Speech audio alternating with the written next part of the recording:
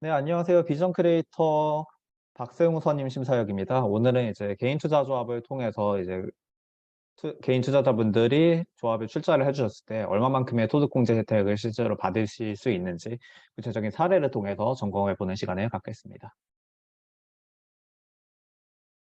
개인 투자 조합은 개인 투자자의 창업 초기 벤처기업 투자를 유도하기 위해서 이제 최근 특히 각광받고 있는 투자 펀드의 형태입니다. 이러한 투자 조합이 각광을 받는 이유에 대해서 좀 정책적인 배경을 좀 먼저 설명을 드려야 될 것 같아요. 지금 정부가 주도적으로 나서 가지고 이제 한국 스타트업들을 빠르게 더 기업 확장시키고 성장시키려는 그런 정책 기조는 모두 다 알고 계실 겁니다. 그런데 이런 생태계를 활성화시킴에 있어 가지고 정부의 큰 통점이 하나가 있었는데요. 그건 바로 이제 이 중간 단계가 굉장히 애매하다는 것입니다. 소위 말하는 시드 투자, 극초기 단계의 투자 같은 경우에는 엔젤 투자자라고 하시는 분들이 적게는 뭐 3천만 원에서 많으면 5천만 원, 1억 원까지 이제 출자를 하셔 가지고 초기 펀딩을 도와주시는 편이시고요.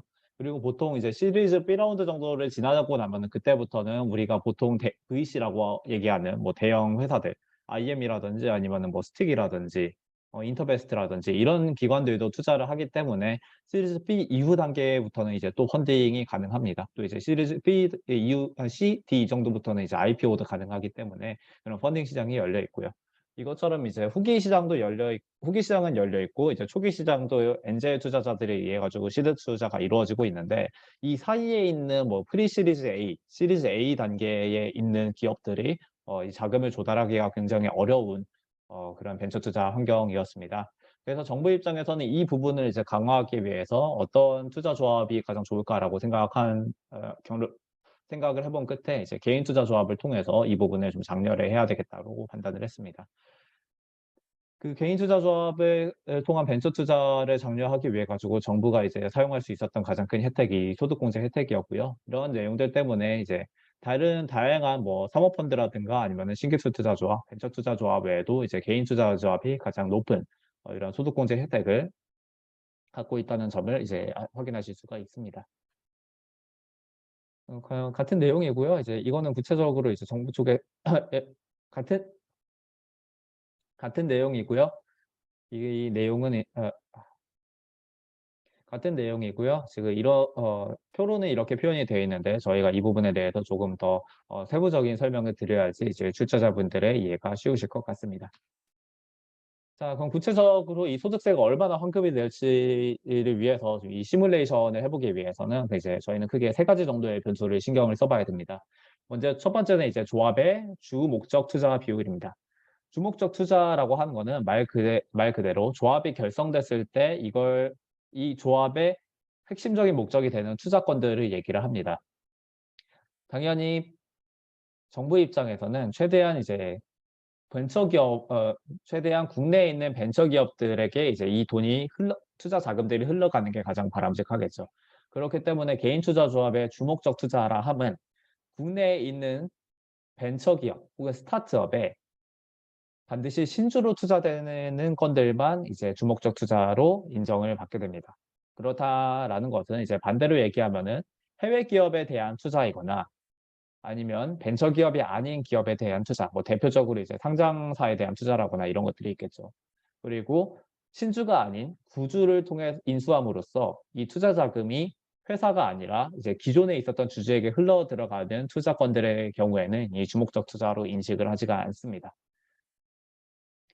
개인 투자 조합의 주 목적 투자 비율은 법적으로는 최소 50% 이상을 갖출 것을 이제 권장하고 있고요. 그리고 이제 최대로는 이건 법적인 사항은 아닌데 통상 90%까지가 투자가 됩니다.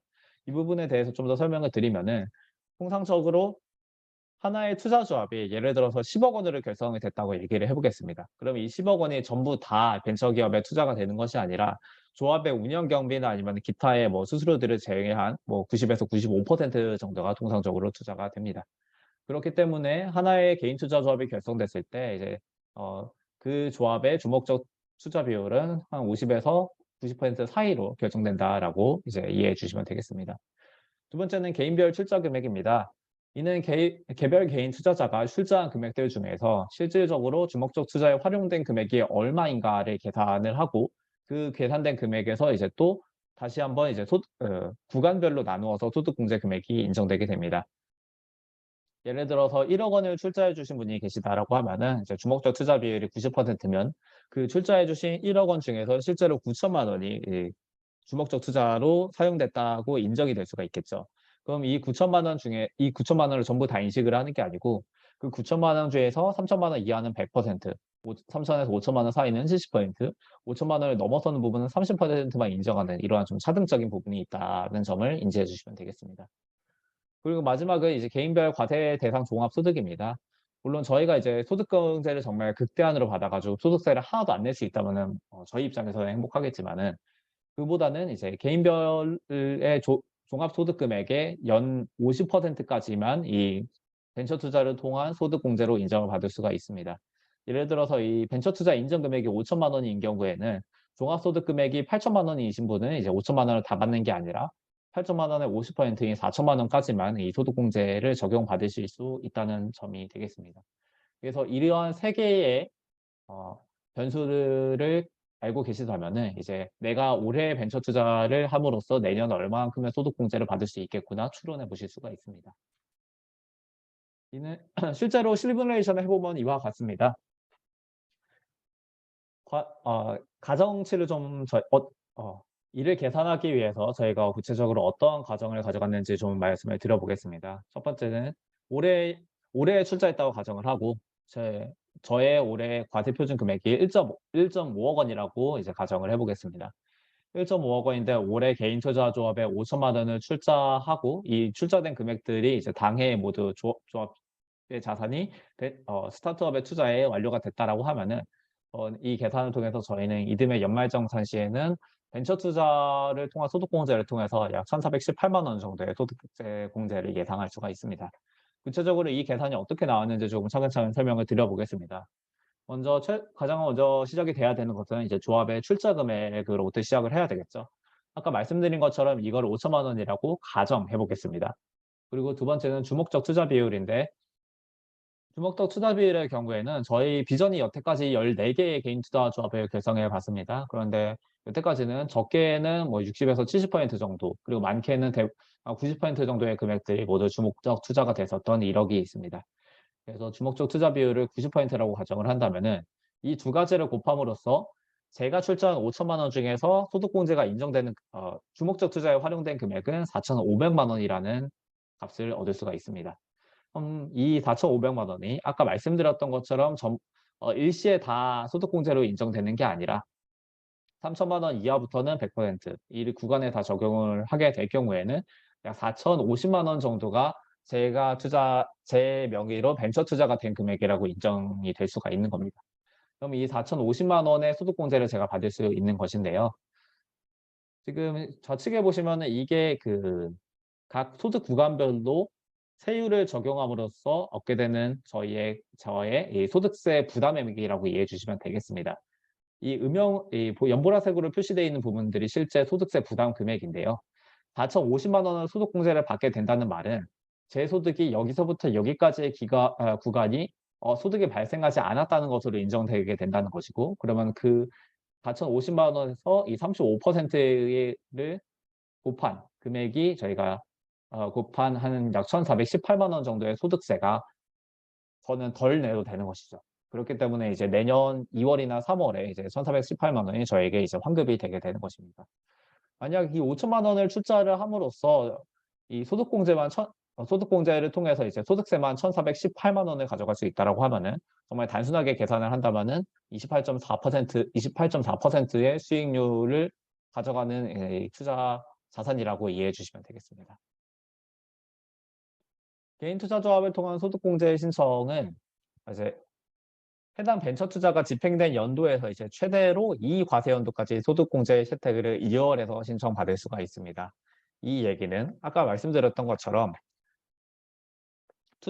한 해에 투자 금액이 몰리게 되면은 이 100% 구간을 넘어서 70% 혹은 30%밖에 적용을 받지 않기 때문에 제가 동일하게 출자를 했다고 하더라도 소득공제를 조금 덜 받게 되는 효과가 발생하는데요. 이 부분을 보완하기 위해서 이 소득공제 신청을 최대 2과세연도까지 2월에 가지고 신청을 할 수가 있습니다. 자, 그러면 이 부분도 다시 한번 이제 구체적인 시뮬레이션을 통해서 설명을 드려 볼 텐데요. 가정을 해보겠습니다. 제가 올해 개인 투자 조합에 1억 원을 출자를 했습니다.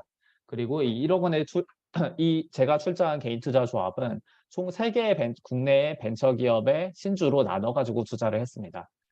그래서 총 제 1억 원 중에서 주목적 투자된 금액이 9천만 원이고 이 9천만 원이 A, B, C 기업에 각각 3천만 원씩 들어갔다고 가정을 해보겠습니다. 제가 만약에 2월 신청을 하지 않고 이 3개의 기업에 대한 투자권을 모두 올해 당해 소득공제 신청을 하게 된다고 하면은 총 투자 금액은 9천만 원이지만 아까 말씀드렸었던 그 소득공제 인정 구간에 따라서 최종적으로는 5,600만 원의 소득공제만 인정을 받을 수가 있습니다. 하지만 이 소득공제를 A기업에 대한 투자권은 올해 받고 B기업 투자권은 내년에 받고 C기업 투자권은 내후년에 받겠습니다라고 신청을 하게 된다라고 하면은 올해 소득공제 금액은 3천만 원 다 인정받을 수 있고 내년, 내후년에도 모두 인정받게 됨으로써 기존에 있었던 5,600만 원보다는 9천만 원이라는 이제 기존 수치보다 훨씬 더 높은 소득공제 혜택을 받을 수가 있게 됩니다. 이러한 벤처 투자를 통한 소득공제 신청은 이제 저희가 투자를 집행한 2년에 1, 2월 이건 근로소득자의 경우이고요. 사업소득자의 경우에는 2년 5월의 기간 동안 이루어지게 됩니다. 그러므로 2023년에 올해 투자를 하셨다라고 이렇게 개인 투자 조합을 통해서 벤처 투자를 하셨다라고 하면은 내년 2월, 3월 혹은 내년 1월부터 3월 근로소득자 다시 하겠습니다. 만약 올해 개인 투자 조합에 5천만 다시 하겠습니다. 만약 올해 개인 투자 조합에 출자를 하셨다라고 한다면은 이 벤처 투자에 대한 소득공제권은 근로소득자의 경우에는 내년 1월부터 3월 사이의 기간에 이루어지게 되고 사업소득자의 경우에는 내년 5월에 이루어지게 됩니다. 이런 소득공제를 신청하기 위해서 뭐 투자 확인서를 발급을 해야 된다거나 아니면은 이제 뭐 당연하게도 벤처 투자를 해야 되니까 투자 대상의 스타트업을 찾아야 되겠죠.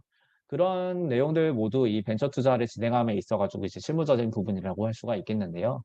만약에 투자 조합을 통해서 간접 투자를 하시게 된다라고 하면은 투자 집행을 위한 스타트업 발굴이나 아니면 이 투자 후에 그 스타트업의 성장을 위한 사후 관리 업무들 그리고 마지막으로는 이 투자한 것들에 대한 정부에 대한 보고라던가 아니면 이 투자 확인서를 발급하는 절차 등과 같은 실무 절차를 저희 GP사에서 모두 대리 수행하기 때문에 개인이 직접 투자를 하실 때보다는 더 편리하고 이제 확률이 높은 벤처 투자가 가능하다고 말씀드릴 수가 있겠습니다. 네, 제가 오늘 준비한 내용은 여기까지고요. 혹시 관련해서 소득공제라든가 아니면 투자조합 실무 관련해서 조금 더 이제 확인해야 될 사항이 있다라고 한다면은 언제든지 제 메일로 이제 연락을 주시면은 제가 응대해 드리도록 하겠습니다. 네, 이상입니다.